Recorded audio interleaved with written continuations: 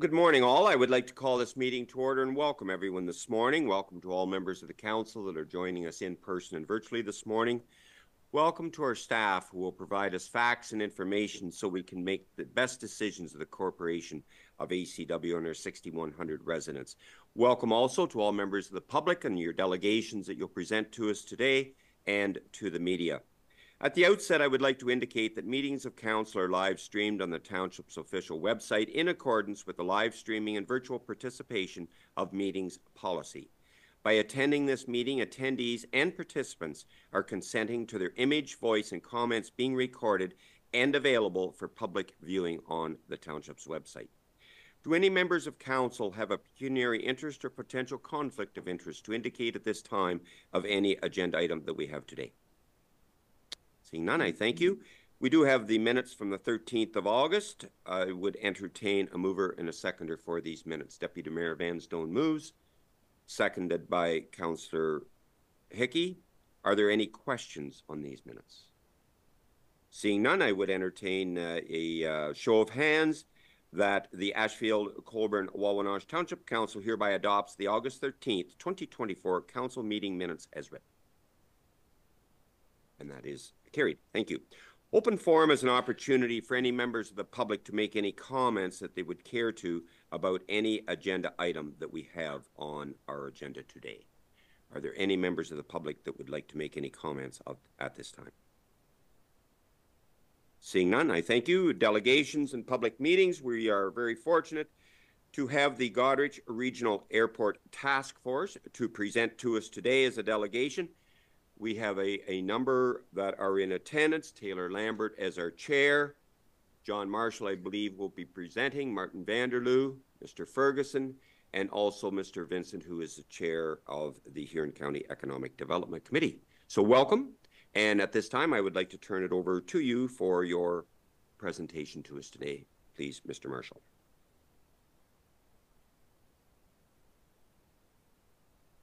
Thank you, Mayor and Council. Again, my name is John Marshall. I'm a member of the Regional Airport Committee. And to begin, I'd like to give a bit of history on this, and I think it's important.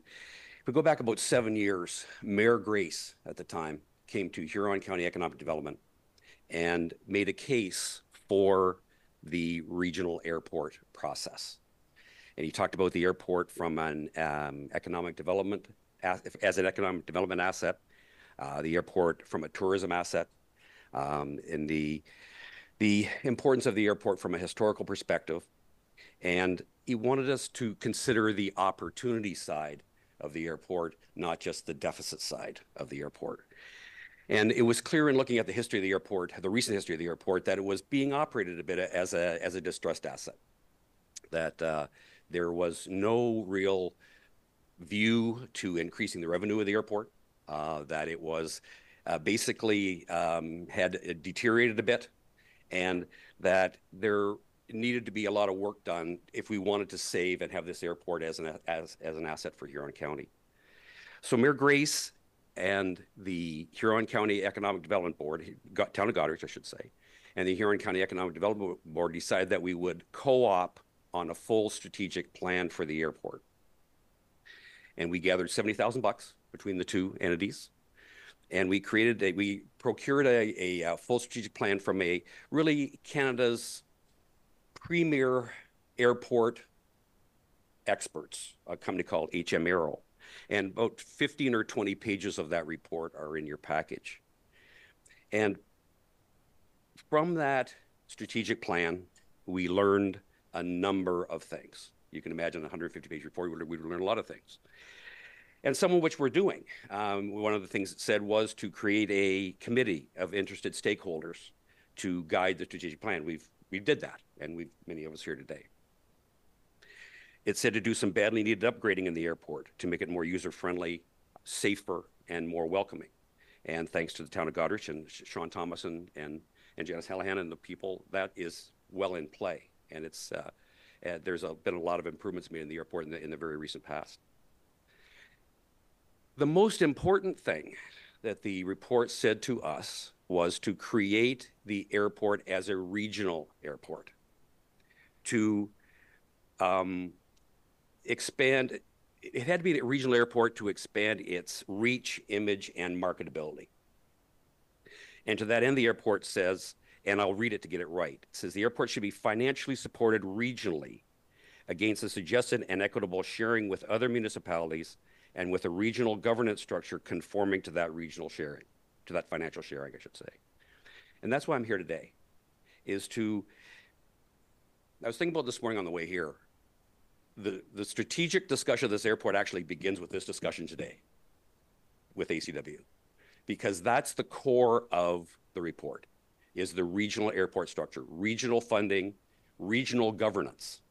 And that's what I'm asking for today, is to consider the prospect of the airport describes 10% for ACW, and it breaks it down percentage-wise for the other municipalities and for the county, to support the funding of the airport and support a new governance structure for the airport, basically one of you people to be part of the governance, the board, a new board to govern the airport and to create its future. And that's the foundation of this report. So if we can go, and we expect we will succeed, and create that financial and governance structure, what can we do then? Once that's in place, we can create a long-term business structure for the airport to make it financially capable of operating on a revenue neutral or profitable basis, which it's not doing now. Part of that new business structure would be entertaining a business manager, an operating manager, to run events, procure aviation-related businesses, like a flight school, aircraft service center, and other ancillary businesses. You know, we talk about running events out there, and you know, if we'd proved nothing in the last month or so, that airport can really draw a crowd. If you take a look at the Lancaster bomber event, it drew between 8,500 and 10,000 people. And so when that happened, we asked for the calculation from RTO4. You're familiar with RTO4, Regional Tourism 4, and Huron County ECDEV, on what the throw-off of a large event like that is. And the calculation, considering it's people in and people out and people not a large group that doesn't necessarily stay over, the throw-off by their calculation is about $700,000. I mean, it's meaningful. It's meaningful dollars when you can run an event like that, and an airport with you know, aircraft shows, car shows, those kinds of things. It has a tendency to draw a crowd. So there is wisdom in running events out there, and frankly grow the business. Do all the things it takes to grow a business. Create aviation-related businesses. So what we're asking for today is for the council to consider a motion or discussion or negotiation to be the first regional municipality to participate in the financial governance strategy of our regional airport. And in closing, I'd just like to say my next visit is going to be to Huron County to have the same discussion with them and to describe to them the percentage participation that's expected from the county itself in the process, and then we'll carry on to other municipalities. We think this is important. You know, I spent a career dealing with companies and distressed assets. And what a lot of municipalities have done is they just let their airports go. They turn into private hands. Not many of them are thriving. And, you know, there's 2 other airports in Huron County. They're both in private hands. It's kind of a use it or lose it type of process. And we think we want to use it and grow it and make it self-sustaining. And we really think we can do that. Thank you, folks, for your time. Okay, thank you for that, Mr. Marshall. And at the outset, I would like to also acknowledge the mayor of the town of Goderich, Trevor Bazinet, in attendance this morning with her CAO of Goderich, also Janice Hallahan. So welcome to you both also. With that, I will open it up to members of council for questions of Mr. Marshall on his presentation this morning. And I'll first go to Councillor Miltenberg, please. Thank you. Excellent presentation. And in theory, I agree with everything you said. In practicality, I have a couple concerns. And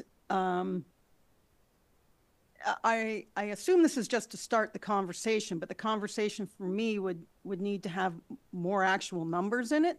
Like, what are we committing to? And the other concern I have is I absolutely agree that there would be $700,000 revenue in related fields from the bomber. My children all went to it. My concern is very little of that is in ACW just because of the nature of the beast. So if you're looking at 10% of us paying and one representative, my concern would be that there might be decisions being made that really, what does one vote make out of that many? And it might have a large financial input on us, and our returns are not as great. So I'm wondering if you'd like to speak to that, or have you thought about, when you said regional, I actually thought it was going to be bigger than Huron County. Mm-hmm. So could you speak to those? It would be nice if it was a larger regionally than Huron County. I can only speak to what we kind of basically got control over is the 9 municipalities that we work with here. The fact is, from an economic standpoint, a lot of the economic reality comes from a greater region. You know, when you think about Bruce Power, there's a huge opportunity in Bruce Power to grow this business in terms of usage. You know, John Deere, bringing in people to do servicing on equipment, those kinds of things. So, you know, making the wider body aware of the airport and the importance of a 5,000-foot runway and those kinds of things is very important. But from a procurement of support, I've got Huron County to work with, and that's what we're trying to do. And again, this is as you said so correctly, this is the jumping off point for that discussion, is to start with ACW for obvious reasons. It's in your jurisdiction, and so it's important to also to understand that there's again, we'd like it to be wider regional. I've forgotten your other question. Oh, numbers, the numerical realities. We thought it'd be unfair. We can talk to 10% because that's in the report. But it'd be unfair to speak specific numbers right now because I haven't gone around the loop yet to see how successful we're going to be. And it's our intent to do that and then come back and say, okay, here's how we can parcel it up. And here's how it would be apportioned by the municipalities. But to start here and say, you know, the number's X, that would be unfair and probably inaccurate. So that's why we haven't done that. Yep, please continue. Thank you. That was an excellent answer. I have no problem supporting the motion or making a motion to go into talks about this, with the caveat that I don't necessarily agree with the 10% or the structure such as it is. Okay. I'm going to plead innocence because the report said 10%. So they said it. And then again, it is apportioned. In fact, Taylor, what would the apportionment, if we're talking about apportionment to County of Huron? 39% is what the report apportions to the County of Huron. So does that soften the blow any? No. Okay. Additional questions? I will go to Councillor Snoblin and then Deputy Mayor Vanstone, please. Well, I agree with much of what Councillor Miltenberg has already said. I guess I just want to be clear what your ask is today. If you could go over exactly with great clarity what your ask is. As clear as I can make it today, the ask is to entertain participating in 10% of the deficit of the airport and to participate in the governance portion by allowing one of your councillors to participate in a board that will construct to run the airport post restructuring. That's the ask. Please follow up. Follow up. Yep. So if that's the ask, then are you putting the cart before the horse by saying we've already agreed to the 10%, we've already agreed to the governance structure? Because I think, in my mind, and I think that's where Councillor Miltenberg was going, is we haven't agreed to 10% and we haven't agreed to the governance structure yet. So shouldn't we be just having a conversation with the county and with the town of Goderich on this as counselors, as municipal staff? You're 100% correct. And everything's on the table. There isn't a governance structure created yet. We're just trying to get agreement that they'll participate. There isn't a financial structure set, trying to get an understanding that I can go forward and say that we had a conversation at ACW. What we're trying to do is exactly what you said we shouldn't do, is put the cart before the horse. We're trying to have the conversations, and then come back and say, okay, we've got agreement and to go forward. Now, here's how it can be. Here's how the report says, but here's how it will be apportioned. Here's who will participate, and here's what the governance structure can look like. The report also indicated, kind of one person here, I think 3 people, town of Goderich, and so forth. So they make a suggestion. So we're bringing those suggestions forward, but it's not in any way etched in stone. Everything's on the table for discussion. It's to enter into discussion. It's to enter into discussion, yeah. Please. Discussion, negotiation, yeah. That just as a comment, Mr. Mayor, is that I personally don't have any problem with the Council of ACW entering into discussions with the intention of trying to find a solution for this. Mm-hmm. But I want to be clear that this council, if they do agree to enter into discussions on this, that we have not agreed to any percentages, we've not agreed to the governance structure, that is open for discussion. And I don't know what that committee might look like, but I would say, in my experience, it would probably have the mayors and the warden of the county, the township, and the town of Goderich, and the township of ACW, and town of Goderich, as well as equal number of counselors and a facilitator of some sort. Yep. And that I don't see that would be a process that would end, with a quick timeline, because I would see that there'd be a lot of things that need to be ironed out, very specifically terms of reference and so on. Absolutely. But I guess just as a general comment, as a counselor of ACW, I'm okay to start discussions. Yeah, exactly. That's where we're at. Okay, Deputy Mayor, please. Thank you, Mr. Mayor. I'd like to see this come back to another meeting. I'm going to sit and listen to this at the County Council, and I'd like to know what County Council does. If they reject it, then I think we're wasting our time and whatnot. So I'd like to see that come back to another meeting for us to make the decision as to where we go and see what county does. I'm not against it, and at this point, I'm not for it. I'm just willing to get some information and move forward, but I'd like to see it come to a different meeting before we make a decision. Thank you. Absolutely. Mr. Vanstone, you're 100% correct again. We actually, we had a discussion just prior to walking into the building, and we all agree, our whole group agrees, if we can't get a reasonable hearing at county, we're just gonna struggle real bad.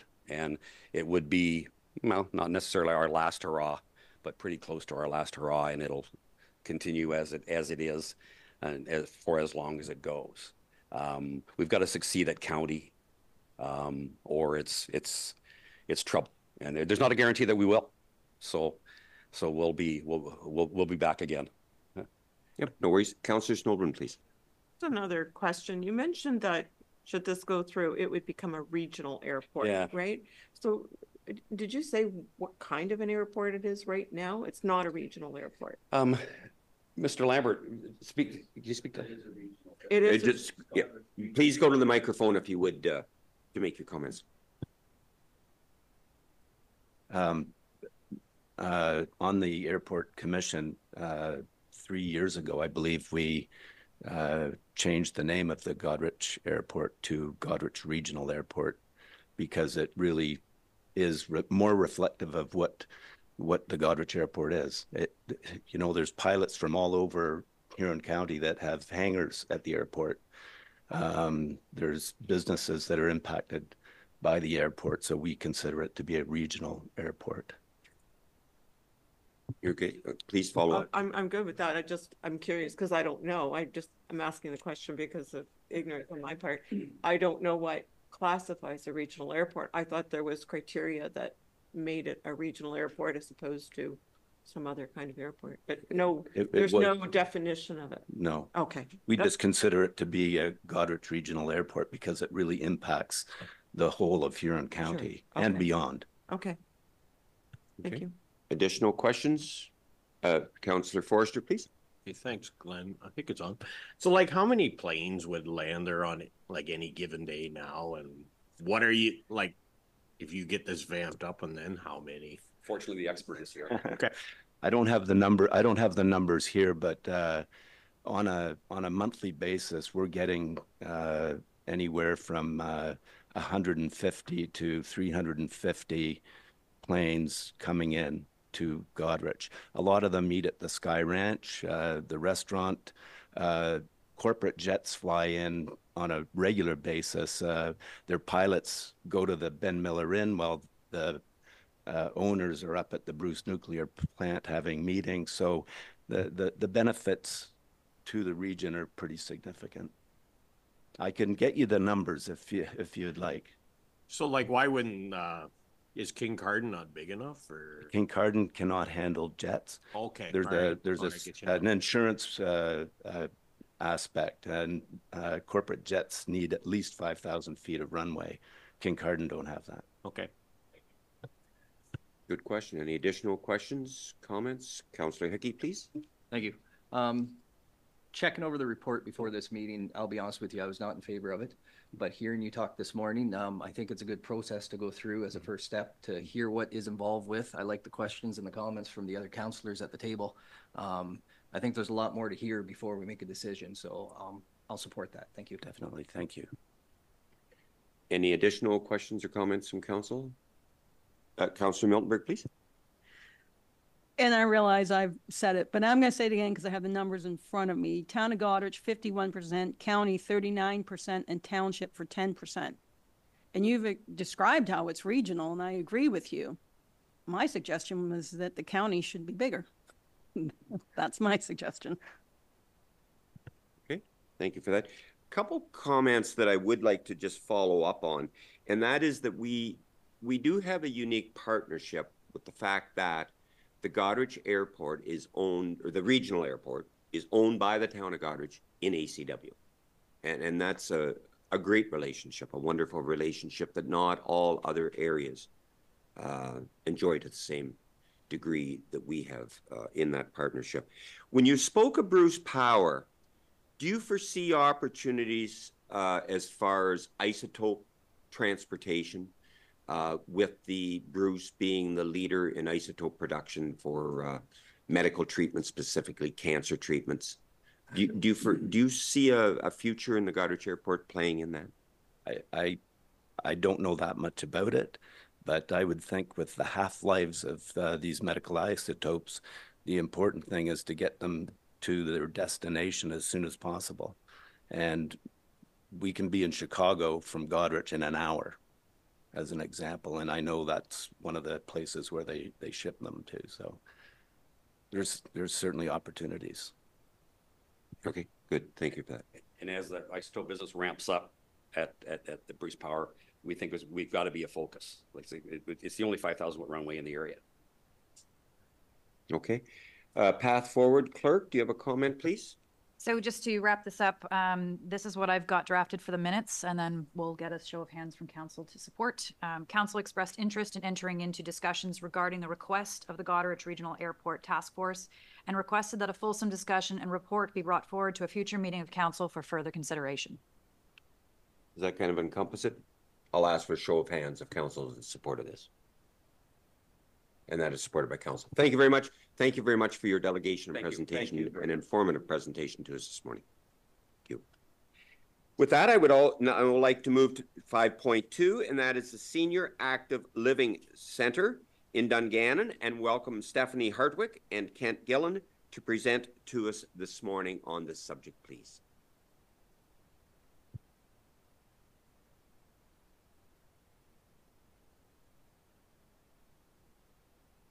Good morning, and thank you, Mayor and Council. My name is Stephanie Hartwick, and I am the Executive Director of the McKay Center for Seniors in Goderich. This is a very brief presentation. I have brought copies of our newsletter and copies of our strategic plan, which we just recently completed. The McKay Center for Seniors has been a seniors active living center funded by the Ministry for Seniors and Accessibility for over 30 years. And the SALC, which is the short form for it, provides an opportunity for local seniors to take part in programming in their community in a central location. It helps to combat loneliness and isolation. There's a wealth of programs for people to take part in. We've just completed our strategic plan, and one of the priorities that we identified was the need to expand our services outside of Goderich specifically. And 20% of our membership currently comes, or from last year, 20% of our membership came from ACW. So right now, there is an open grant application to extend seniors active living centers in Ontario. And the terms of this grant require that the municipality in which the center will be needs to provide a minimum of 20% of the operating cost. So I'm here to ask if you as ACW would support 20% of that $50,000, which is what we would be asking for, which is $10,000, either in cash or in kind, to support this application. Without this support, the application will not go through. Because that's part of the provincial mandate. The other piece is, even if you do support this, there's no guarantee that this application will be successful. There have been over 30 applications already. It is hoped that by putting the application in as part of the McKay Center as a satellite agency, we've had the extensive support from the Ministry for Seniors and Accessibility, and it will help to encourage them to hopefully approve our application. So the deadline is September the 12th. And in closing, we would just like to ask that ACW support this application for a seniors active living center, and it would be held at the Dungannon location. And I'm happy to entertain any questions. Thank you. Well, thank you very much for this, Stephanie, and absolutely.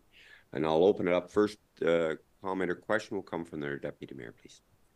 Thank you, Mr. Mayor. And is this a one-time grant, or is this every year? So this would be an ongoing support of a senior center. So the way it works is we get the $50,000 from the provincial government to run a senior center. And every year the town of Goderich provides in-kind support to us through custodial services, and they maintain the building for us. So that's their portion. So we have to complete a budget analysis at the end of the year, and we're approved for another year for this service. So yes, it would be an ongoing senior center that would be in your community, and it would be, the expectation would be that amount every year. Okay, thank you for that. Follow-up, please. And how many people presently are attending the Dungannon Center? I think at this point, since COVID, they've been having a real hard time getting back into the swing of things. And Paul is here too, Paul Yates from Dungannon. And so they have expressed an interest in having some of our programs hosted at their location. And we're trying to work that out and how we can make that happen. This would not start until April 1st, 2025, if this is successful. So it's just with the provincial government, the timing is short to get the application in, but it wouldn't actually start until April. But we would hope that we'd be able to start running some programs as best we can with the funds that we have. Okay, and if you have any additional comments, please come to the microphone for clarification to make them. Sure. I'm Kent Gilland. I'm the chair of the center. I was at the Dungannon site. What a cute site. And you've got facilities to provide meals. We have the ability to provide some staffing and assistance. It looked like a marriage that was really healthy based on the, what is that called? Food desert. Food desert. It's been designated as a food desert, and a number of families have been using the services already, run by volunteers. That is somewhat sustainable, but not entirely sustainable without support. So I would ask just to reiterate what Stephanie has been requesting. It's a $10,000 commitment that may not happen, but we have to get it in by September 12th. And they will probably, well, hopefully, the province opens the application for additional seniors active living centers, and primarily they all go to the GTA area. However, this is with the strategic plan and the need to extend our services, we thought we had a good opportunity to encourage that we get some more in the rural area. In Lisa Thompson's writing, we are the only full-time active living center. There is a small one in Sauble Beach, and that's the only other seniors active living center in Lisa Thompson's writing. So we were really, really hoping that we could sort of, you know, there's lots all over. It's over 300 all over Ontario, but we were hoping that we could really help to cover and support our seniors in our community. So. Okay, thank you for that. Councillor Miltenberg, please. Yeah. First of all, thank you for all you do. And your efforts to come into ACW is something that I've been working for a long time. I do have somewhat a problem with the structure of what's happening here. And I should say that I'm a grant writer for a not-for-profit who just received $25,000 to start a senior pilot program in ACW. And I actually was speaking to Minister Cho at AMO, who is, do you know who he is? He's the Minister of Seniors Aging. And you're talking about the Inclusive Community Grant, correct? Yes. No, yeah, that was the one you did, but this one is the Seniors Accessibility one. Yeah. So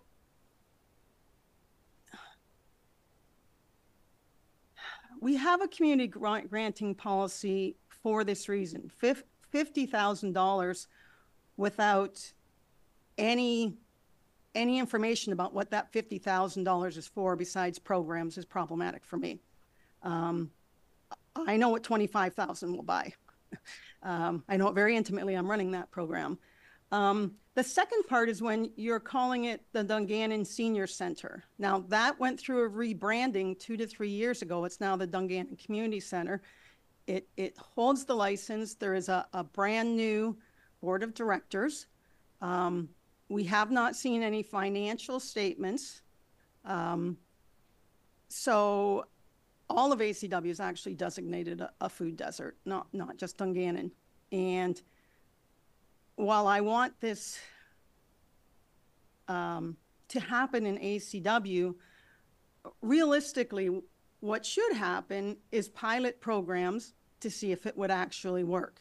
And then when you have a pilot program that has worked, you come back and say, we want $50,000 and we want you to pay $10,000 to run a full program. I understand short granting things, but there's really not enough depth to this request for me to be comfortable with it. And were we wanting to do anything with this, I would suggest we would do it in one of our own buildings like St. Helens or Ben Miller if we're going to talk about doing maintenance, because we already pay maintenance on those buildings. We do not have that sort of relationship with the Dungannon Community Center.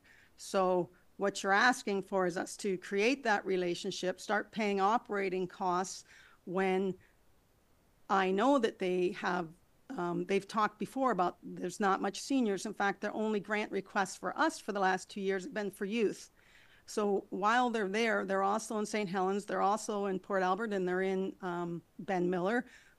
And there are ways to start this, but this is kind of a gung-ho as opposed to let's have run a few pilot projects and see if there are people, if they do attend. That's where I'm sitting on this one. It's a very, very short deadline, and we have absolutely no information on it. That's my suggestion. Yeah. Okay, thanks for the comment. A response, please. Yeah, so those are good points. The biggest challenge with when the government opens up these extension grants is they don't give you a lot of time. They don't give you a lot of opportunity to run pilot projects. So the idea is to put the application in, set up some pilot projects, run a couple of meal programs, maybe have a men's group or a card afternoon or something like that over the winter. We're working on a proposal for another grant with that. So yes, it is a short turnaround, and yes, it seems like it was just Dungannon was the group that approached us. They were the one that took part. Some of you, I recognize you guys from the strategic planning process that you attended, and Dungannon was part of that. They came in and they asked, and they were part of that conversation. So again, yes, absolutely, it's a short turnaround. The expectation is we're going to be able to try something over the winter because we still have that as part of our strategic plan. And there may not be another ask from or offer from the government till this time next year. And again, the short turnaround will be there as well. But it's just we wanted to get in on the application deadline. But yeah, absolutely, we don't have a pilot yet, but we're certainly happy to put one into place. Yep, thank you for that. A follow-up, please. And again, I would like to reiterate, I really like what you're doing, and it's what I want to see. But what I'm not seeing is a shovel-ready project. And almost all grants that I've taken part of have about 5 weeks. So to flush it out. And this is public money. We're talking about a yearly commitment. I would like to see if you could run some pilot programs then, and then come back and, get a grant to run the pilot programs. But as it is now, I can't support this. Ken, Just thank you for that. Thank you. I totally appreciate this, and I hate government grants. I've applied for thousands as well. This is a verbal commitment from ACW to get this going. The pilot projects that we've got on the back burner right now are just awaiting another government voice to say, oh yes, you can go ahead and use the money that we already have to do this exact pilot project that we're talking about. So we're in an impossible state as far as ask goes, because it's ridiculous to come in here and ask you without that in mind. But keep this in mind. If we don't go for it, GTA gets everything and we get nothing every time. If you don't ask, you don't get. And I'm sick of GTA getting everything and these rural communities not getting anything. It does take a stand, but it's 10 grand. And it can be done, a lot of it can be done in kind. We have the ability to run these programs, as you know. Thank you. Thank you for that. What, if I could ask, when is it estimated to have a decision on the success of your grant application? Probably be February, your next grant budget year, February, March, maybe. And then the funds, historically, the funds are approved, but you don't find out until probably May. So there's that little bit of, you're just waiting, and that's just because the provincial government does their grant. But I would imagine if we make it through to like the first round, I would imagine we might get a little bit of information. So I'm going to ask another question. If council were to support this, could it be contingent on the success of the grant? Yes, it would have to be contingent on the success of the grant. If we don't get it, then absolutely, we wouldn't be expecting the funds, no. Right. So, yeah. Mm-hmm. Councillor Hickey and then Snowden, please. Thank you. Question on the in-kind comment. And I got nothing against the senior center in Dungannon, but is the facilities, as we heard from our own facilities in St. Helens and Ben Miller, are they potential for programs also through this program of yours coming out into ACW, or are you strict with that facility in Dungannon? For the actual application, we have to put an address on it. And so we have put the address for Dungannon on that, but I don't see, if it is successful, I don't see that there would be anything that would say we could not expand it and host different programs at different places. Like that I would have to investigate with our regional advisor, but I don't know for sure, but I don't see why it wouldn't be possible. Yeah, and a follow-up, please. Just to follow up on programs, you said there's 20% of the people at McKay Center are from ACW. Do you have an example, and I don't want to throw you on the spot, of what programs you might put on out here or are of interest for the people of ACW?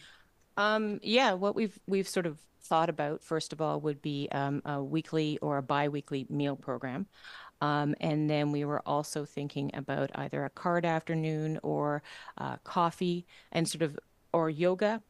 So one of the focuses of the Seniors Active Living Grant is that there should be some physical activity involved in that. So we were hoping either the biggest challenge for fitness classes is getting an instructor, and they have to be an instructor through the Western Center for Activity and Aging. So there is a process to getting a licensed instructor for that.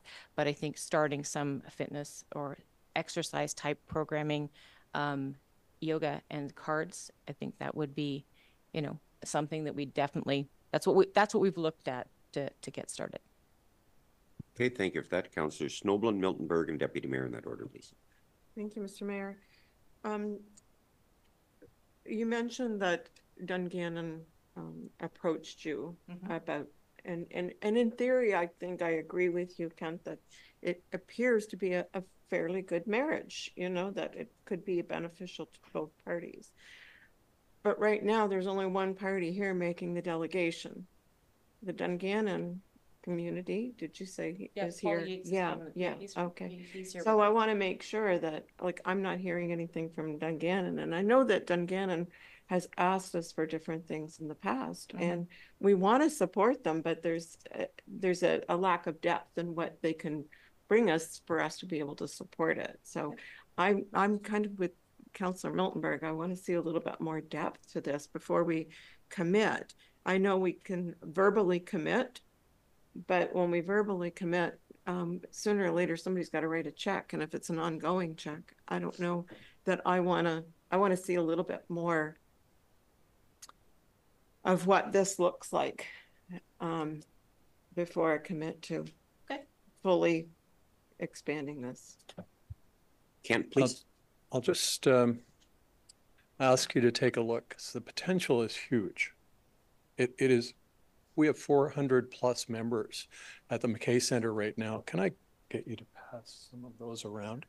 This just explains the type of programming. To do a pilot project is really not all that difficult to do. We're ready to go. And we've got instructors, we've got everything that could just jump in and help. But we want them to be independent of us.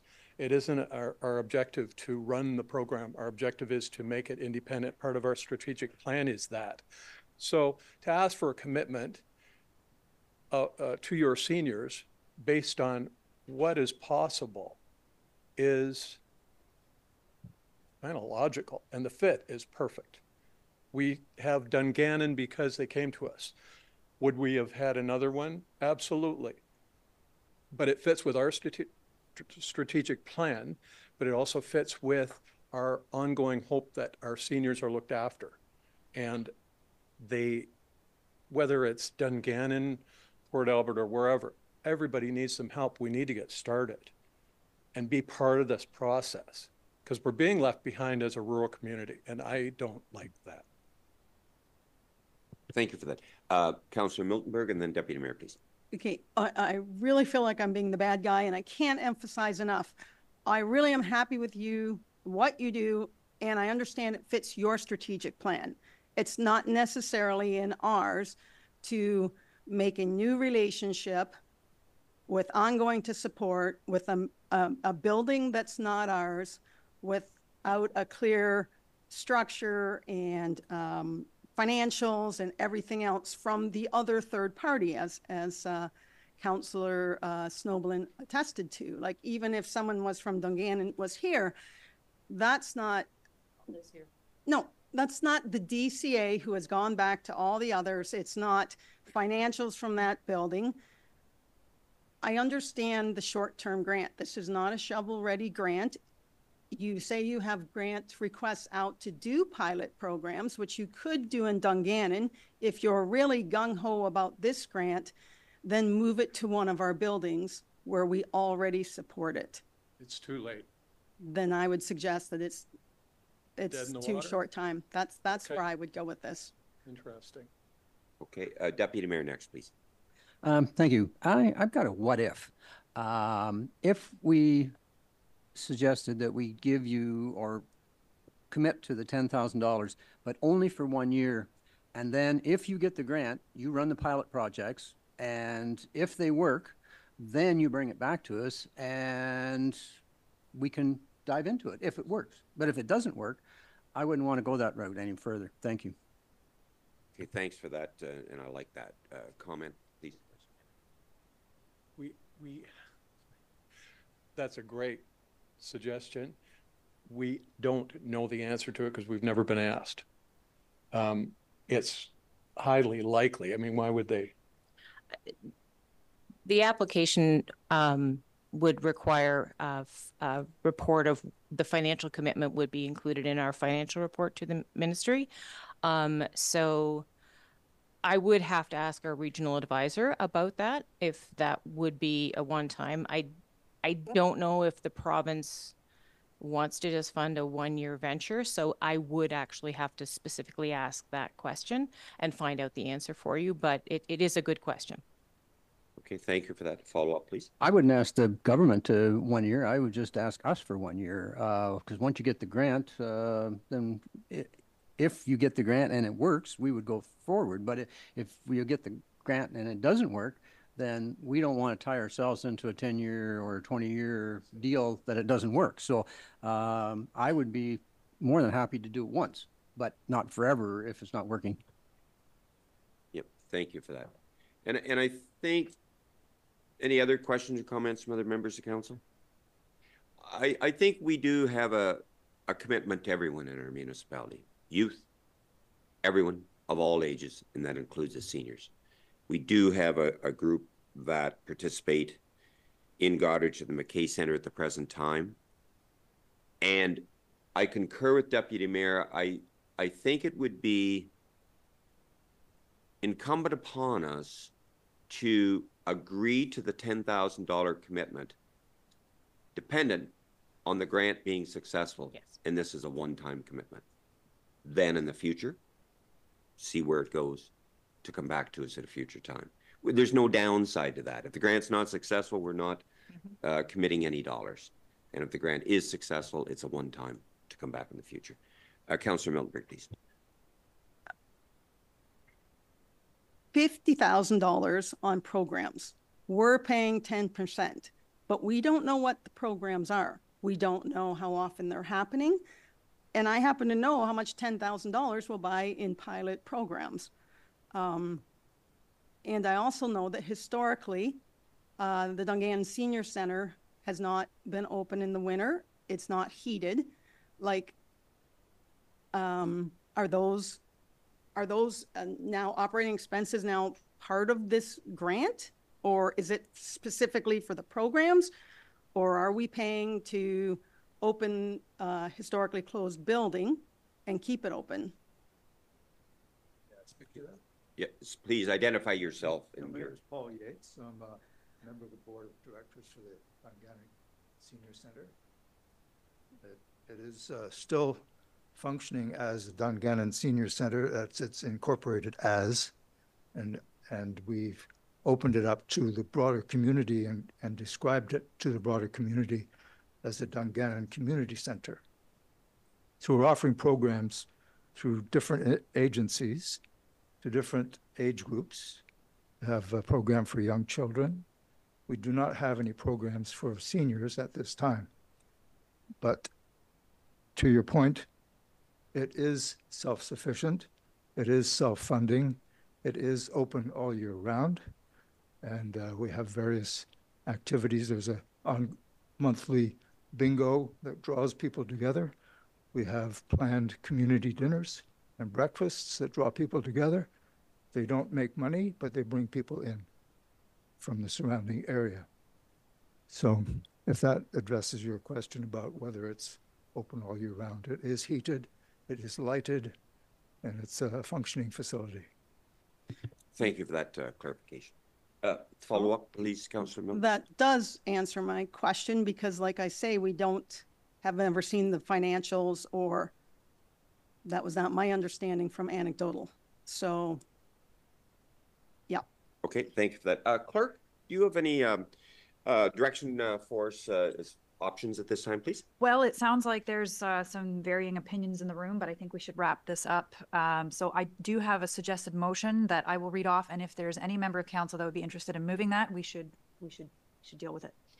That Ashfield-Colborne-Wawanosh Township Council agree to support the proposed Senior Living Center program application made by the McKay Center in Goderich for a program extension into Dungannon, allocating $10,000 in the 2025 budget for a one-year commitment to be operated as a pilot program, which represents 20% of the cost of the project should the application be successful.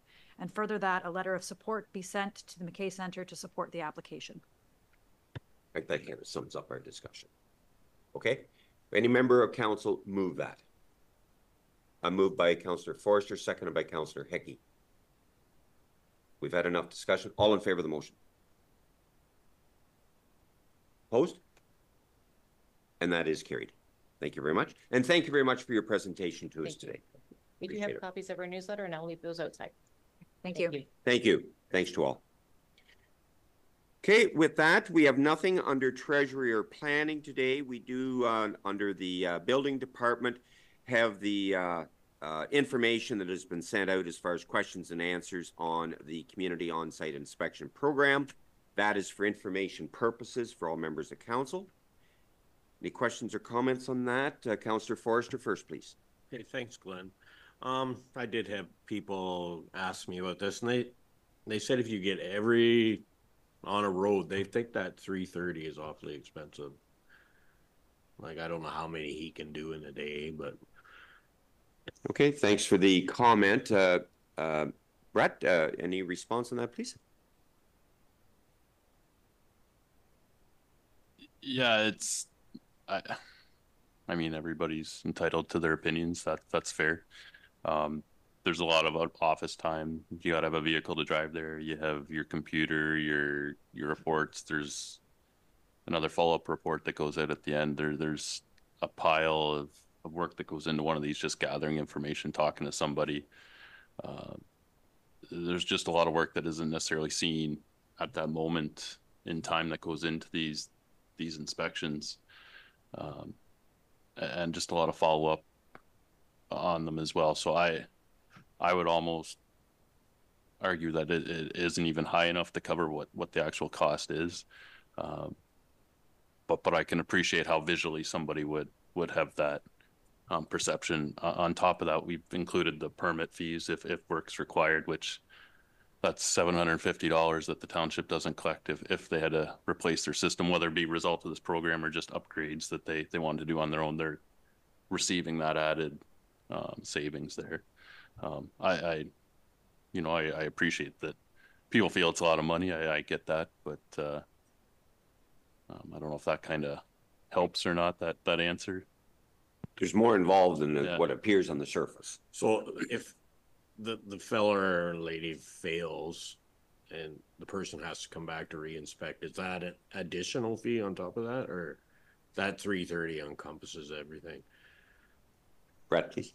The goal would to be do the whole inspection under that 330. That's the goal. We don't really anticipate having to go back to too many, but we're there to work with them. Odds are, if we're going back that often to do something, it probably should have a permit anyways, in which case that permit fee has been waived and we just have to deal with it as we see fit. But like, for the most part with the inspection, like, there really isn't much going back. We try and do most with pictures, stuff like that. But and then we try and do it right when we're in the area anyways. We don't want to drive from Auburn to Amberley. The goal would be try to better align it if there was something that had a reinspection, or we'd try and pick it up with myself or Joy, or try to just use internal resources too to help minimize the overall cost on the program. The program itself, the way it's set up, it's not making money by any means, especially when we put these fees and stuff in. It's been a lot of thoughts gone into that to ensure that this is strictly cover the costs, no more, no less. And if at the end we see, like you said, if at the end we're seeing additional revenue because it is, we're achieving savings at that 330, council has every opportunity to return it back to the whole program, and everybody benefits, not just that one. So if we find, by some way we've made it efficient enough, but by the end, that 330 is more than we need, you have the ability to return it back to the program as a whole later on. I would be, that'd be very optimistic to think that was going to happen, but It's structured on a cost recovery basis. Correct? Okay.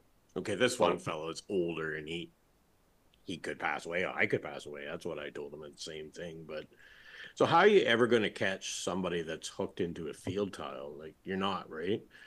With your no, if somebody's taking the time and effort to put that kind of work into it to avoid, I would hope somebody wouldn't do that, first of all, but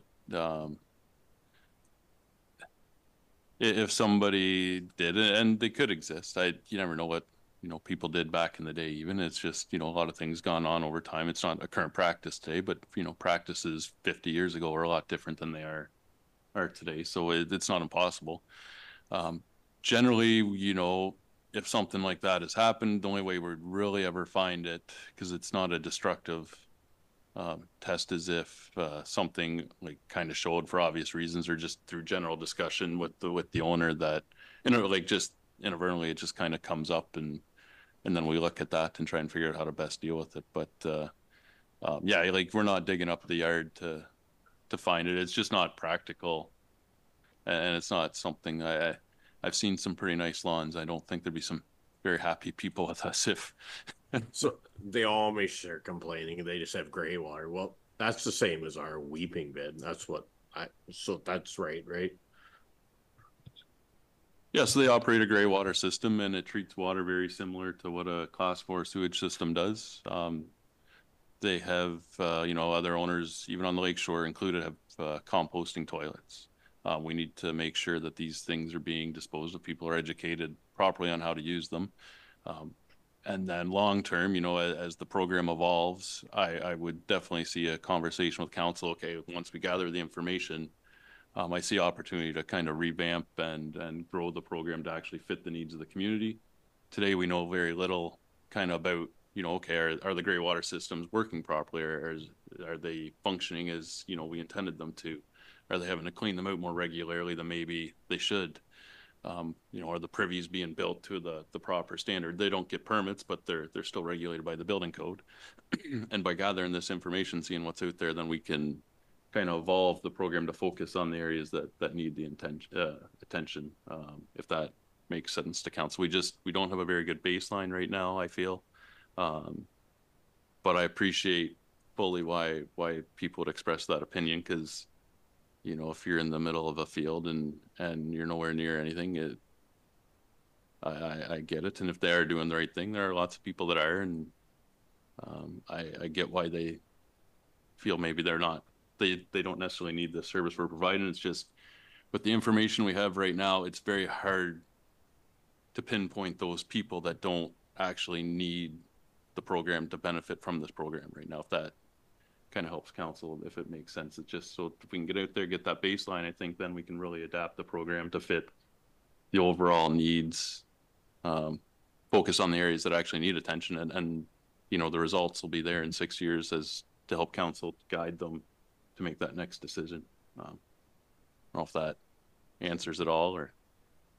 Yep, thank you. And we do have a commitment, a moral commitment to keep our Great Lakes as pure as we can. Councillor Miltenberg, please. Yeah, I have actually 3 comments. Relax, they're all good. Number 1, thank you for the frequently asked questions. That they're very helpful. Number 2 is I've had several positive comments where everybody got something in the mail saying when their inspection was coming. They thought that was great. And number 3, I actually met, new to me, a new person, lives along the lakeshore, was inspected, thrilled that you're doing it, and said, I forget his name, but the new guy was just really nice and really professional and did a really good job. So kudos on the program. Perfect. Thank you for those comments. Councillor Snowden, please. Brett, can you just clarify and explain to me, so when someone has a septic inspection, the homeowner or the property owner is responsible for opening the tank, is that correct? And then could you just describe what the cost might be, and I don't know that I saw that in any of the frequently asked questions about that responsibility. Thanks for that. Brett, please, process. Yeah, so it's the responsibility of the owner to have the lids accessible. We don't want them to remove them until our inspector's on site because we don't want anybody,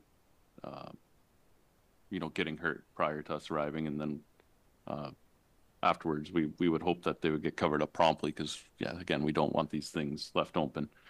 So it is up to them. It's not that, our inspector has a drill and we can unscrew the lids, and they have some crowbars and stuff, and they'll assist people to some extent, but we can't, again, just back to that, the costs around the program, we don't have time to dig them up and look for them. And so people just need to have them open, exposed. It'd be nice if they, not everybody has the ability to. Some people have been bringing some people in to help them out, and we fully understand that, everybody's at a certain point in their life and is only capable of doing what they're doing. But yeah, like our inspector isn't going out and just saying you got to get that off. Like, as long as it's in a position where you feel safe, that's another big part of what we do, is we have to make sure everybody's safe and doesn't get hurt when they're doing their job as well. Then they'll assist them, of course, with, whatever they can do.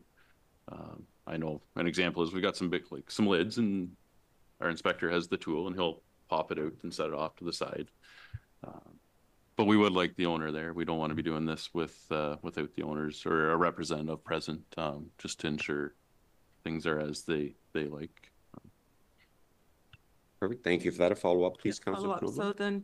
So if the property owner is responsible for, I guess, digging up the ground to expose the lid, maybe this is an unfair question, but is that something they can do themselves, or they can hire it out? If they hired it out, is it a reasonable expense? Because this is one of the complaints that I've gotten, that it was an unreasonable expense on top of the septic inspection. I won't really get into the reasonableness. That's very subject to opinion. If you can dig it up yourself, obviously that's pretty economical from a cost perspective.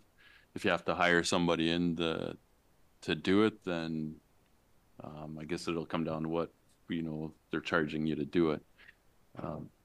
At the end of the day, if the lids aren't being dug up, that's a concern, because that means they're not being looked at and they're not being maintained or pumped potentially, right? So the goal is, when we do the sponse, and we appreciate some will just had it pumped, a year before, and they're digging it up again. But the goal would be to provide them advice to minimize that impact should the program continue and should we be back down the road. So put the green risers on, extend them up to the ground.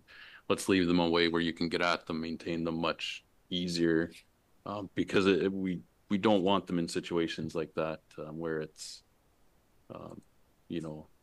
that difficult and it costs them that much just to remove the lids. Because if it costs that much to remove that lid in the first place, that's prohibiting. It almost starts to prohibit and discourage maintenance of the system. So we need to kind of figure out how to get them to the point where the maintenance is easy. There's some big concrete lids where they need loader tractors, and with those ones, if we got to come back in a year whenever it's ready to be pumped again, we'll work with them. Like, there's some that just are at a point where you need some serious equipment, and if they just did it, you don't want them to do this again. So we would just probably defer them down the line a little bit until it actually makes more sense. So there are ones that I could appreciate where we will work with the individuals, but those are like the big, like you need heavy equipment to get at them. Yep, thank you. That follow-up, please. Not a follow-up, another question. Yep, please. So myself included, I feel that we have property that does not have a septic system, and I've contacted the department about it. Do you have a sense of how many people fall into that category, or like a percentage of the population? I'm hoping there aren't too many. It was all based on, like, our first filter was kind of started with the impact data. So was there a structure there? And then we kind of went out from there, and we're seeing some where, for whatever reason, they either just got missed. There was you know, just over 4,000 properties that we had to comb through. And as it says, we use the GIS and the impact data. So basically, like, we started with the impact data, and then we started to kind of fine tune it via our property files, septic permits, building permits, other things like that.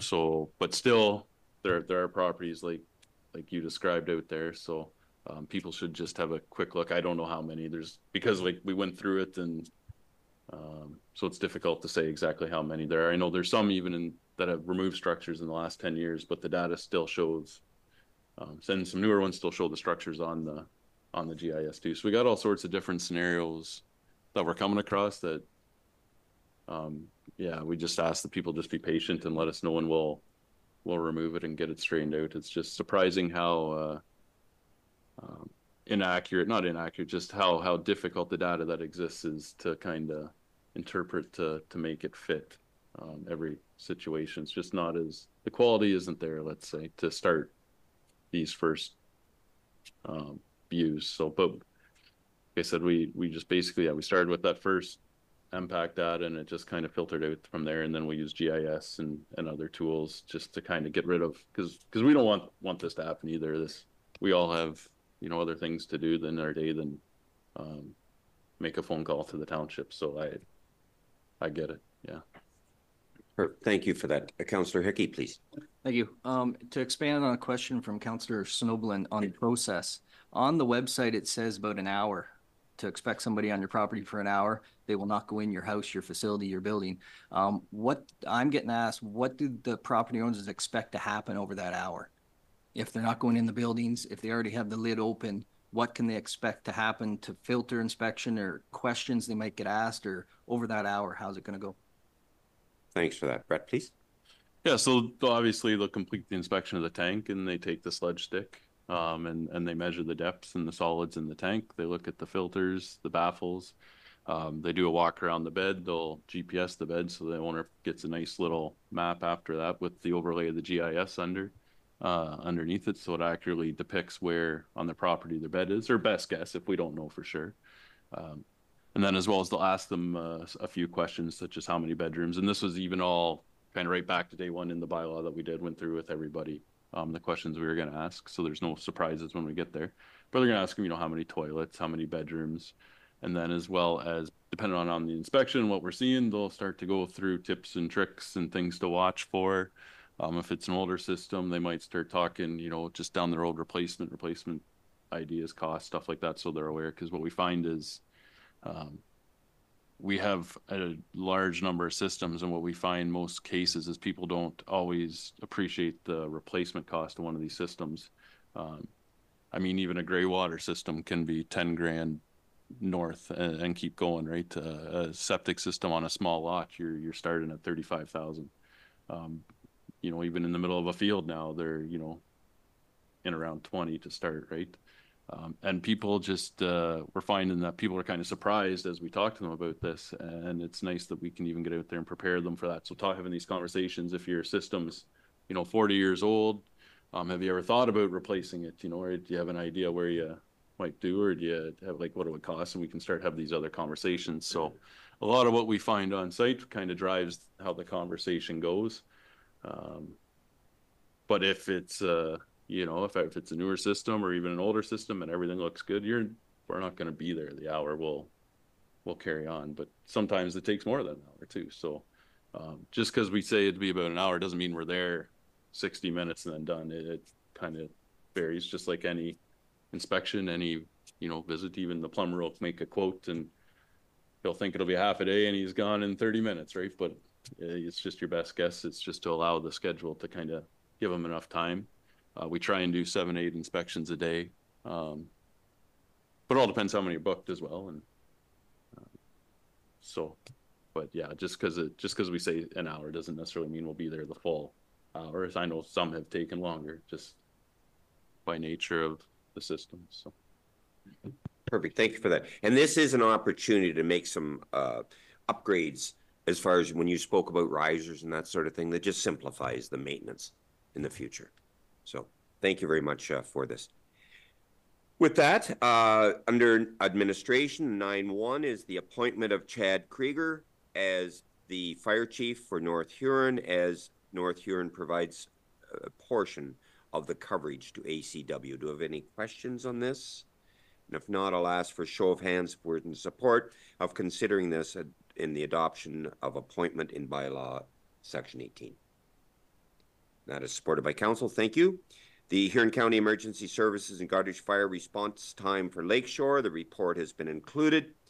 Do we have any questions or comments on this for information purposes? Deputy Mayor, please. Thank you, Mr. Mayor. This is to council. As you know, we reported back from the fire committee a while ago that our partner wants to have a satellite system put in place so that they have a place in Amberley, and they could it'll be unmanned, and but it's fairly expensive. They're looking probably $1.5 million to have this place there, and because they didn't think the response time was fast enough to the area. That's why I asked for this report, and I'm quite comfortable with these times. So I'm asking council, should we send them a letter saying we're not in favor of this, or if we are, or would you sooner have it dealt with at the committee? The people on that committee can vote on it at that time. I think we should send them a letter just saying that we're not, because they're doing a study on it, and it takes a lot of time and energy, and if we're not in favor of it, so we're not. But I'm looking for council to say whether they are in favor or they aren't in favor. These times, I think, are quite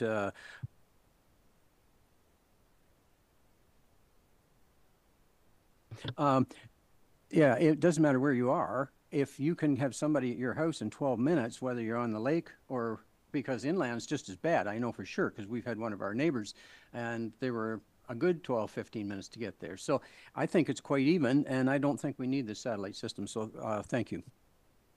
Okay. Councillor Miltenberg, please. Well, I think that, thanks for your comments, Bill, and I agree with you. I think that an unmanned station is not going to get any faster than 13 minutes. I think that it's the responsibility of the board to make the decision. Now, having said that, when we were redoing the Lucknow Medical Center, and I was the only one on the board, I was not comfortable making $1 million decisions without the support of council. So I appreciate you asking, and I think that the board makes the decision, but as a councillor, I would say I totally agree with you. Yeah, thank you for that, and I agree that's a discussion that should happen at the board level. However, to have this discussion at this time is completely appropriate to gauge council's sentiment on this. Any additional questions or comments on this? Okay, good with that, Deputy Mayor. Thank you. The short-term rental committee draft terms of reference under 9.3. I would like to compliment our staff. We have provided direction from council to our staff to move forward with this. We have that as far as a move forward plan with this. And do we have any questions prior to me reading the motion on this? Questions or comments? And that is the fact that I will entertain a mover and a seconder, and then I'll read the motion. Councillor Miltenberg moves. Deputy Mayor seconds that Ashfield-Colborne-Wawanosh Township Council establish the Special Short-Term Rental Committee, and further that the terms of reference proposed for the Short-Term Rental Committee is hereby adopted, and further that staff distribute a call for applications for citizen membership for the Short-Term Rental Committee for consideration at a future meeting, and further that the council composition of the committee be considered at that same meeting. Any additional comments? If not, all in favor of the motion as read. Opposed? And that is carried. Thank you, and again, thank you very much to our staff for all the work you've put into this thus far. We do not have anything under water drainage. We do have a public works activity report for information purposes. Do council have any questions of this report to our public works superintendent? I'll go to Councillor Miltenberg first, please. Question or comment? Just one, the final line, Tom says tree and stump removal has been completed at various locations, and I'm wondering if the tree at St. Helens was one of those locations. Thank you for that, Tom. Through the chair, the bucket truck, I believe, is out on site this morning, and it should be taken care of. How's that for timely? Okay, Councillor Forster, thanks for that. Thanks, Glenn. I'm a little disappointed in the grass cutting people. Like I only got one pass by my place. I'm noticing the other parts of the township, they're right back to the fence line, but that didn't happen at my place, so. Okay, thank you for that. Tom, please. Yeah, that was brought to my attention at the end of last week, so we're gonna give them a call, and I'm sure they'll be right back out. And sometimes they miss a couple strips here and there, and we just have to give them a list to come back and fix up. Yep, follow up. So I was at the landfill yesterday. I was a little bit appalled. The one front tire on the tractor was extremely low, and I tapped on the window and I told him that, and he just kind of shrugged his shoulders and kept going. I know what tires are worth today, and I'm sure it's done. So, okay, thank you for that. Tom, please. Yeah, that is being looked at this morning. How's that? How's that? Perfect. Thanks for that. And you know, any time that there are any concerns expressed, if they're relayed on to Tom, Tom is very efficient at addressing them. Deputy Mayor, please. Yes, just a question and timeline. The drainage up in West Wawanosh down that road that we've had so much problems with, and when is that scheduled to be done? Or I haven't been up there for the last 2 or 3 weeks, so I don't, maybe it is done, but we were going to plow a line in. Okay, thanks for that. Tom, please. I've got a company that was lined up to do that in the first week in August. It's obviously the first week in September. So we're still trying to schedule that in. The road that we had selected has a gas line that's snaking up and down through it. So we've got another section on Creek targeted that's also got issues. Now it's further south on Creek, so I am hoping to get that done shortly. I've been calling the contractor to see if I can get him in, so as soon as I've got an update on that, I can let you know. Perfect. Thank you for that. Just to clarify then, so we're not going to do the one that we're going to go further down the road? Is that what you're saying? Thanks. Tom, please. I've got a bell line buried in one side of the road, and I've got a gas line that's buried kind of in the middle of the road. For the inaugural test run, it's not ideal because I'm gonna have a lot of trouble getting the outlets installed. So I thought we can come back to it if we proceed, but we should pick an easier one to start out with, if that makes sense. Yeah, it does. I just was thinking that that was the one, but yeah, like I know there's a lot of stuff buried. There's probably drainage in there too. So, okay, yeah. So we're going to experiment on an easier piece of road to see if it works, and then we'll go from there. Thank you. Thanks for that. And again, any time that we get any questions as council, I think if we send them on to Tom, you do a great job addressing them, Tom. And thank you very much for that. Okay, with that, I would like to move to 12.2. That is the award of the electrical work tender. We have been provided the details, and I would like to note at the outset, it is my understanding that the only tender that was complete to the specs is the one that is being recommended. So I will entertain a mover and a seconder for this, and then we can discuss it if you would care to. And moved by Councillor Hickey, seconded by Councillor Miltenberg, that Ashfield-Colborne-Wawanosh Township Council award the tender for the municipal garage electrical work to Schuttel Electric, Inc. for the quoted price of $42,411.16, including HST. Any questions or comments on this? If not, all in favor of the motion? And that is carried. Thank you very much, and thank you for staff for this. Oh, I'm sorry. Curtis, please, question or comment. Yeah, thank you. I did have a question likely to Tom regarding the fan ventilations. What's the thought process behind keeping the chimney style vents versus the wall mounted vents?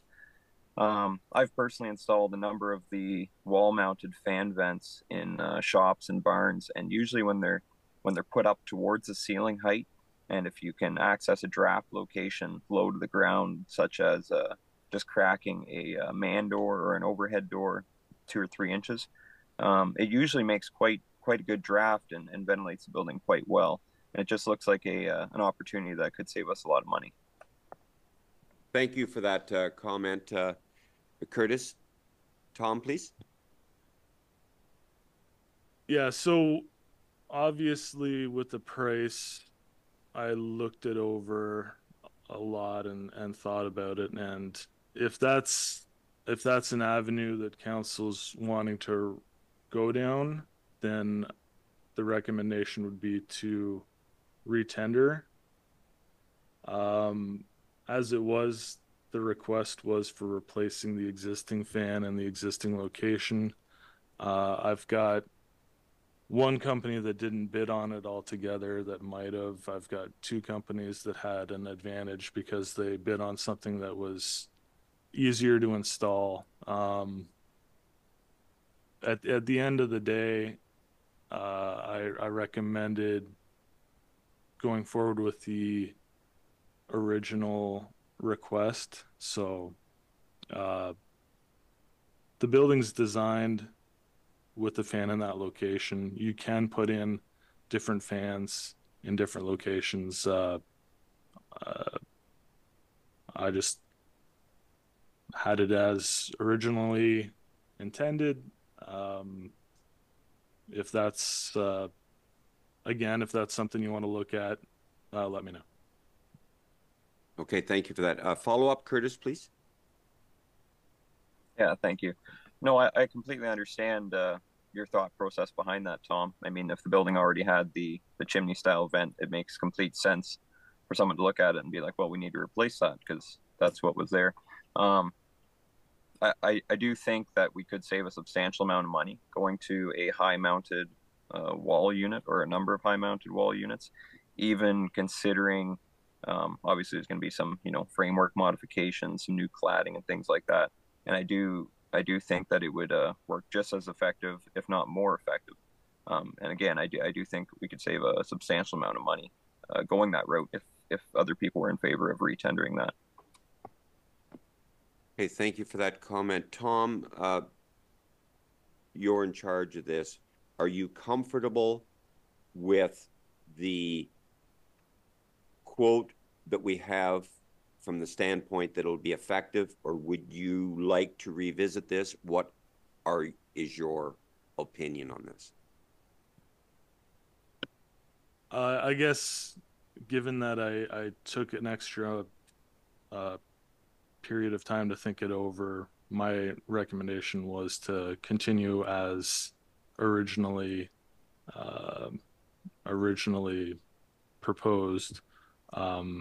You can see some of the other pricing there based on wall-mounted units. Now, they aren't standardized, and like Curtis says, that don't take into account any extra work that might have to take place if you're putting in new fans. So given that it's within budget and given that they produced the quote that was asked for, I recommended going with ShoeTech. Okay, thank you for that. And it is under the budget that it was allocated for this. Councillor Blake, thank you very much for bringing this discussion up at this time. It's sincerely appreciated. So we do have any further discussion? Deputy Mayor, please. Yeah, just to clarify what Tom said. So one of these other quotes, are they for the wall-mounted ones then? Are they suggesting them rather than the stack-mounted ones? Because I see one of them, Current Electric, is $13,000, which is a lot of the savings. Thank you for that. Tom, please. Yeah, so as we go through the report, Current Electric did not bid on replacing any of the fans. This was just for some lighting. Might they have bid on it if they could just install a fan in the wall? Maybe. Sepoy and Goderich Electric did bid on installing fans in the wall, but if you look at their proposals, one of the fans was about half of the cubic CFN as the other one. Okay, so as to the specs this was the recommended quote. Okay. Yeah, Councillor Forster. Okay, thanks, Glenn. I'm just curious, how many of the graders and trucks use diff now? Like, because I've left the tractor running in the shed for half an hour and I never noticed a difference. Thanks. Tom, please. Quite a few of our older units do not. If you have a quick look at the photo, there's a accumulation of soot. If you've been in there when any of the machinery is running, even for a short period of time, it is pretty bad. This has been something that's been requested from us for a while now, so I'm open to your suggestion, but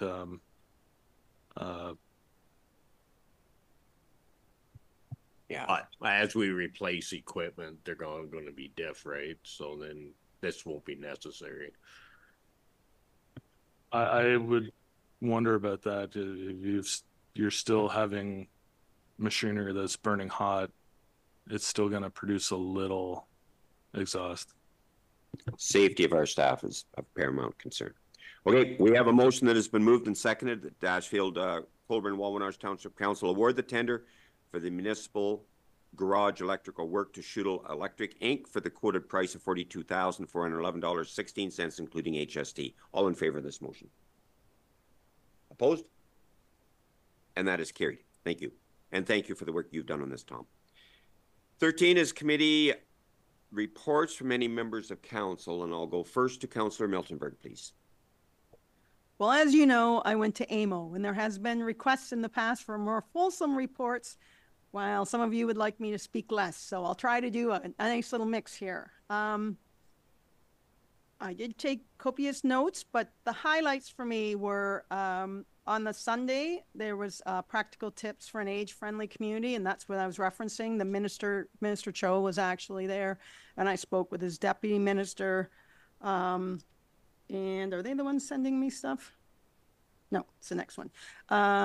Anyway, got lots of resources from them about designating our community age-friendly. So basically, we qualify for more grants. I mean, also so it's age-friendly, but there is money at the end of us for all of us. The highlight of the plenary speakers for me, and all the politicians were there, but my highlight was Andrew Coyne, who is quite famous in, you'll add something, TV, radio, and he was talking about democracy threatened and how social media has caused a real explosion of with people, the facts are inconvenient, they change them, people are misled, they don't trust anyone, and it affects how business is going. Of course, it's much worse south of the border, but it is coming up here. And he talked about the difference between democracy versus populace. And populace looks at the people first, like as individuals, and democracy looks at the rights of all. It was actually really eye-opening. I went to women's networking. I don't know, there's something wrong with me. I go to every impact presentation I can find because it's so relevant to taxes. And I suggested they are still waiting on the ministry to decide, or the province, I guess, to decide when we are going to use assessments that aren't 2016. And when they do, people are going to get quite a sticker shock. And Ontario is one of the only provinces where it's regulated that if your assessment goes up, your what's it called? The thingy goes down, tax levy, tax rate goes down, so it must be revenue neutral. So I had some suggestions about how maybe they could give us some social media ready information things so that all municipalities weren't scrambling to explain it themselves the same way. ACW had two delegations. The warden had conflict with the first one. I'll let you speak to the second one. I met with the Ministry of MMAH, Municipal something Affairs and Housing. There were two deputy ministers there. The minister was there, and they had honestly 9 or 10 staff. So there was 3 tables of people and me. And I sat there, and gave them an earful about short-term rentals and how there needs to be education, there needs to be leadership from above, so we're not all trying to recreate something ourselves. I talked to them about how we had our terms of reference coming up, but they might be too late to help us in the process, but really it would be great if there was something from above. I did accidentally correct the minister at one point because he said it seems, we've heard a lot of this, but it seems to be, some of it seems to be unusual to your municipality. And I said, no, I'm going to correct you there. It's from Sarnia to Owen Sound. And predominantly it is in, say, Huron and Perth and Lambton, the areas that are historically large agriculture and not as much tourism, that is now struggling with this. It's not just ACW that has this issue. They spoke how London, Kawartha, and somebody else had done a study together, and they're supposed to be sending you information on that. Did they? Super. That saves me an email saying, where is it? For Councillor Blake, I did go to the learning lunch at the IESO because you had some questions, broad, I think. I didn't have any specific ones. And I also went to their booth and I got all their little handouts. So, and I put them in paper because they've been running around my backpack for 2 weeks. Can you put that on Curtis's side? So when you come, there's all their reference materials and contact numbers and all that for if you have specific questions for them. The last one I want to speak on is, well, here's one of the presentations here. But it was on the last day and it was really good. It was Aging in Place, Community Wellness Hubs. And they talked a little bit about what our previous presentation was, how to get it started in areas and how to go forward. And they're supposed to be sending me something too, but I don't know where I wrote that down over here. Anyway, it was really eye-opening. And I have to say that one of the projects that they're modeling is the PACE project from Detroit. And the man talked about it over and over till finally when there was time in the questions and there weren't hardly any left, I said, not a question, but a comment. Thank you for portraying Detroit so positively. And actually several people after that recognized me and said, go Red Wings. You know, so that was kind of fun on the last day.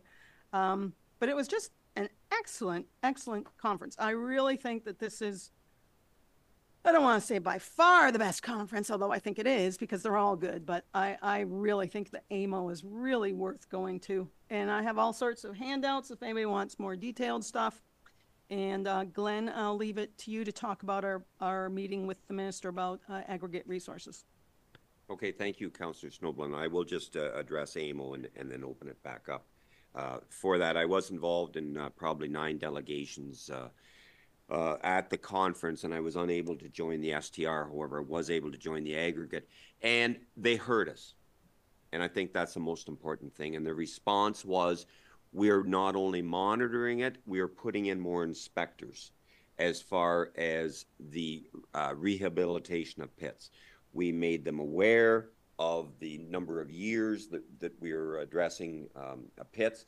They're very familiar with it, and the constant comment back to us, we have more inspectors in place and we will be monitoring this.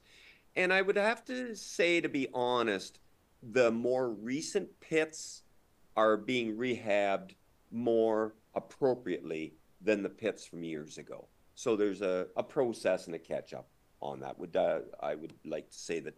And our delegation was well received. Jennifer had done a great job and we were well received. Would that be a fair comment, Councillor Miltenberg? Thank you. Yeah, we had all sorts of resources we handed them too. And I said, well, I haven't read them all, but they're being widely circulated, so it's kind of your job to read them all. Here they are. But the other thing that we spoke about was the preponderance of below water excavation, extraction in high water table levels. And the studies show that that's okay, but we pointed out that we have a preponderance of those in an area of that. And had there been any studies done on that? And he asked, did we have some studies we wanted to share with him? And I suggested that that really was his mandate to do those studies. But we had an area should he wanted to study. So they did write down stuff after I said that. I don't know if they heard us anyway. I don't know if they're going to do anything, but they did hear us on that. And we invited them to come to our municipality and see the amount of extraction that we have. And, you know, the gravel is where the gravel is. And when it's in a specific area, you will get an accumulative number of extraction facilities. So, and on AMO, it was a great conference, extremely well attended. There's 3,300 participants. And for a city to be able to absorb those many people coming in, as far as I think it encompassed probably 5 hotels and the restaurants and that sort of thing, it's not an easy thing. And Ottawa will be the host again for it next year because of the ability to absorb that. Councillor Miltenberg? Yeah, so how that's structured is 3 times in Ottawa and once in London, and we all went London. Now, almost all of here in Kinloss was there in Ottawa. I was happy to see they had a lot of delegations, but I was speaking to the deputy minister, trying to get some, you know, after one of the talks, I got myself up there, and I said it was in London, which is more our area, and how spectacular it was for it to be in London. And he said, yeah, but the accommodations are not very good. And I don't know if he meant, I don't think London could handle 3,300 people. There was a lot of people there, but the minister was not as happy about it as I was. Let's put it that way. Yeah, I think that's the sentiment for, as I commented, for a city to absorb 3,300 people. London, probably as large as it is, does not have the infrastructure that Ottawa provides for that. Okay, so I'll open it back up to other members. Councillor Hickey, please. Thank you. It's not a committee report, but it's an event I attended. The Huron County plowing match was a few weeks ago. ACW contributes to that financially, so I'll acknowledge that. It was a big 3 days there with plowmen. Thursday was, we had 16 plowers in the 4-H category up to the age of 21. So that was an excellent event. We had the mayor there as warden. It was good to see CEO Wark there also. There was people from the leaders from Blue Water, Centre Huron, ACW, and the county were there, and it was good to see them out in the match, or out in the fields with the kids, seeing them interact with them. Friday there was over 40 plowers compete in the match, with over 300 people that attended the banquet Friday night on the Vermew farm. And then the first time ever, the OPA, the Ontario Plowmen's Association, held a Zone 3 match on the Sunday at the same site. It was for Huron, Perth, Grey Bruce. There was 28 plowers out on Sunday, all under the age of 21.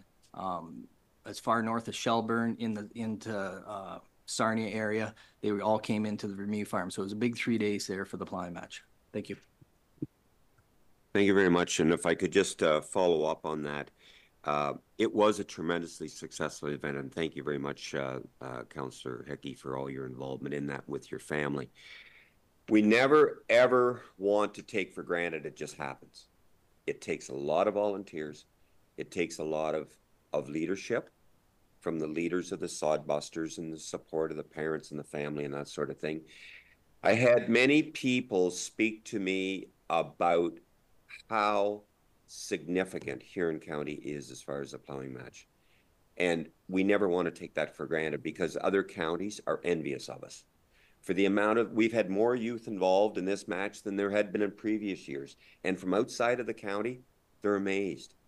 And it isn't something that just happens. It takes a lot of work on behalf of the volunteers, I commented, the leaders, and the support of the families to engage the young people. In the public speaking, how positive is that as far as personal development for the future? We had great hosts with the Vermews, and very successful participation auction event, and it was a very important that CEO Wark and myself wanted to be there, and to socialize, you know, with the competitors is very, very important as human beings. So well done on that. Great match. Other questions or comments? Councillor Forster, please. Thanks, Glenn. Oh, this isn't really a committee report either. I attended Music in the Fields in Lucknow. Great event. A 75-year-old man kind of rocked my world. So, and he's legally blind too. So I'm a new David Wilcox fan. And I recently, the wife and I took a holiday. We drove out west, and we were in Northern Ontario. Everybody thinks Ignis is in the middle of nowhere. Well, it's not. It's right on the Trans-Canada Highway. So I think it's a legitimate place to have that. So that's all I have to say. Thanks. Thank you for that. Councillor Schnoblin, please. Thank you, Mr. Mayor. Last week I attended by Zoom Community Safety and Wellbeing, Safety and Wellbeing Committee. And just to let council know that the next pillar, in the 4 pillars of that, the priorities in that committee are housing and homelessness. The campaign will begin October and will run October, November, and December. And there'll be lots of social media posts coming through ACW, and the committee just asks that we share them as much as we can to highlight the issue of housing and homelessness in Huron County. Thank you for that, and it's very real. Thank you very much for that. Any additional comments? A couple other events that I attended along with Clerk Witherspoon was a long table dinner in Goderich, put on by the AMGH Foundation 10 days ago, and it was extremely well attended. Great meal.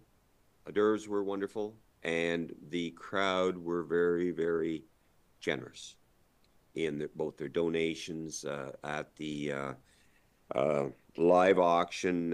It raised $30,000.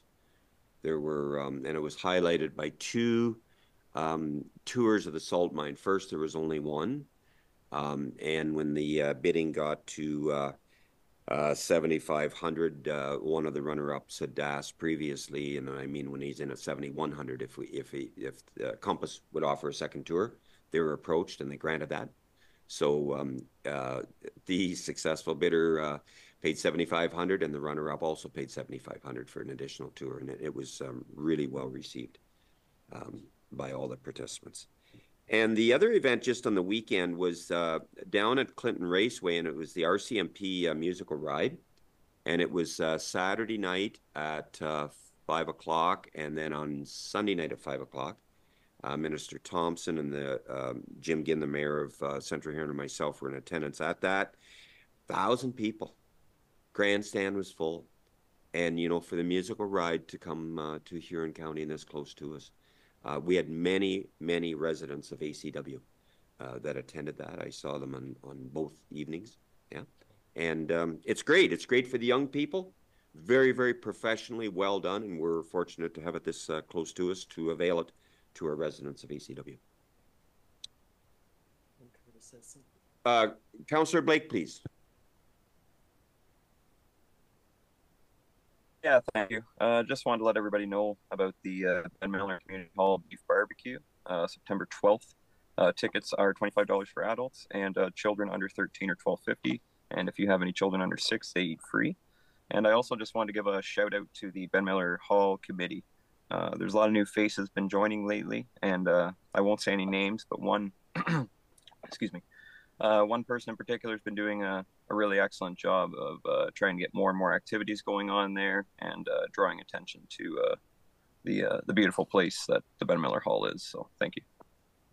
Well spoken, and thank you very much for making us all aware of that, and there are tickets available for that, so thank you for that. Is there any new business that anyone would like to bring up at this time to be discussed at a future meeting? Seeing none, we have nothing, no correspondence for direction. We have a number of correspondence for information. Is there anything that anyone would like to address on that? Councillor Miltenberg, please. I'm going to pull a couple, just assuming that somebody else might pull one of the other ones. The first one I want to talk about is 16.2, pardon me, which is Bruce Power with the Notice of Commencements of Impact Assessment.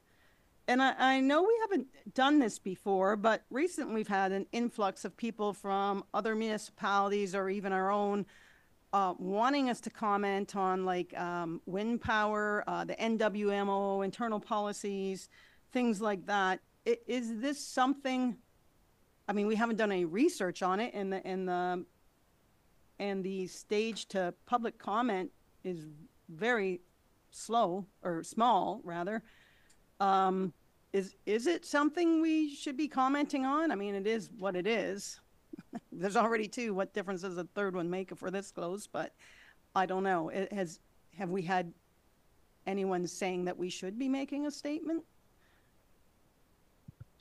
Oh, thank you for that, and I would suggest not. This is a process. It's a very open process, and they're required to do this.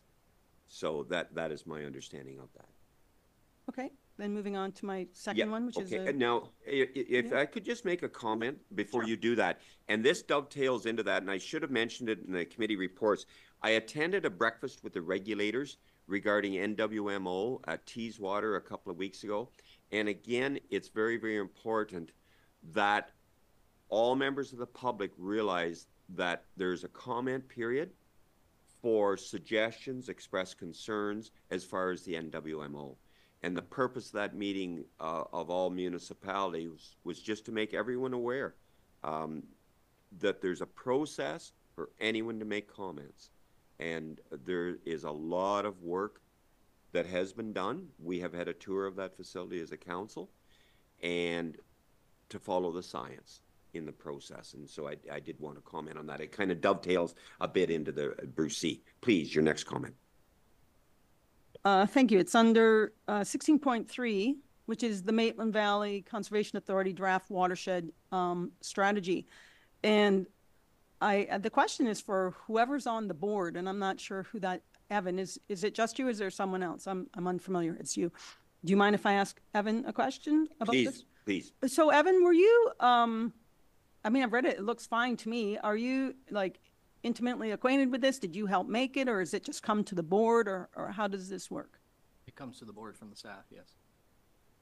Okay, so then really when they're asking us for comments, that would be your role to do that, not us, correct? Am I reading that correctly? Evan, please. Either way, I can be the sounding board, or everybody is free to reach out to myself here or outside the meeting or directly to Phil Beard to answer any questions or comments.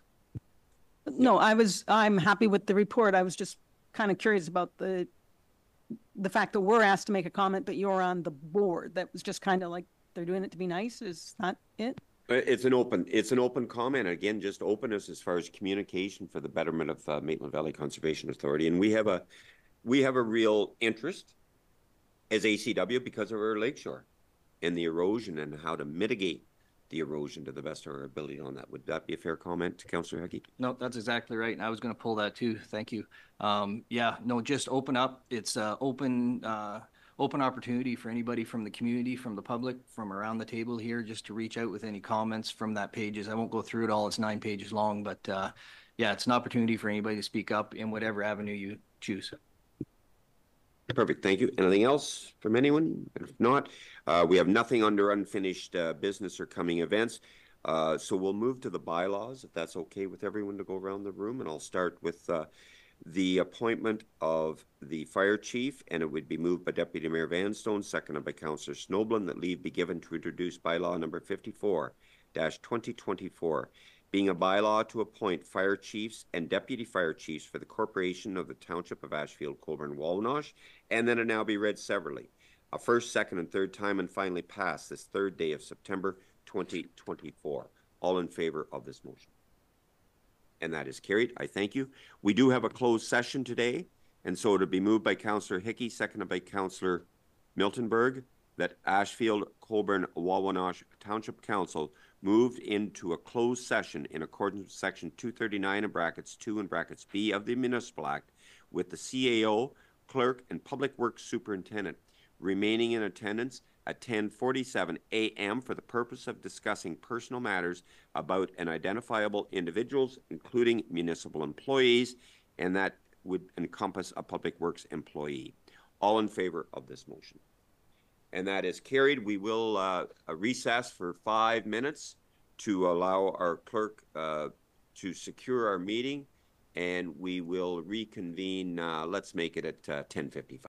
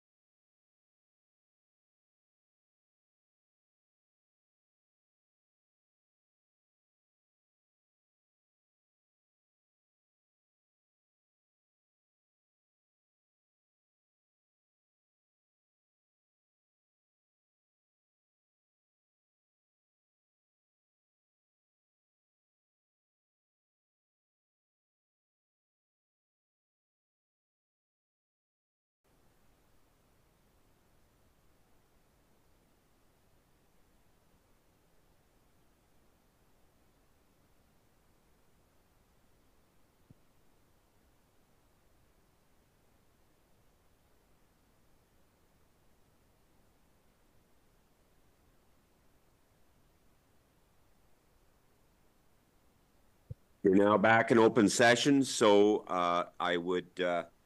it would be moved by Councillor Forrester, seconded by Councillor Blake, of the confirmatory bylaw, and that the leave be given to introduce bylaw number 55-2024, being a bylaw to confirm the proceedings of the Township of Ashfield-Colborne-Wawanosh Council meeting held on September 3rd, 2024, and that it now be read severally, a first, second, and third time, and finally passed this third day of September 2024. All in favor of the motion? And that is carried, and it would be adjourned by Councillor Hickey, seconded by Councillor Miltenberg, that Ashfield-Colborne-Wawanosh Township Council does now adjourn to meet again on the 10th day of September 2024 at 7 p.m. That's a planning meeting or at the call of the mayor. All in favor of this motion? And that is carried. Thank you very much to all for your thoughtful contributions today.